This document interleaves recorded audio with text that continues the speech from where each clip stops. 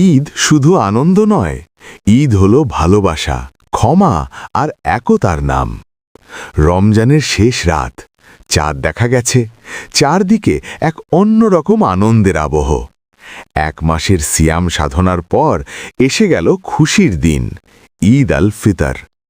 এই দিনটি শুধু আনন্দের নয়, এই দিনটি কৃতজ্ঞতার, এই দিনটি ভালোবাসা আর ক্ষমার। পুরো রমজান মাস আমরা রোজা রেখেছি, নিজেকে সংযত করেছি, আল্লাহর কাছে ক্ষমা চেয়েছি। আজ সেই পরিশ্রমের পুরস্কারের দিন।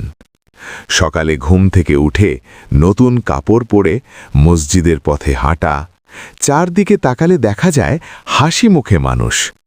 একজন আরেকজনকে বলছে ঈদ মুবারক।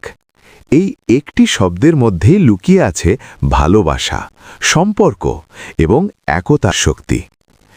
ঈদের দিন আমাদের শেখায় ধনী গরিব সবাই একসাথে খুশি ভাগ করে নিতে, যারা কষ্টে আছে তাদের পাশে দাঁড়াতে।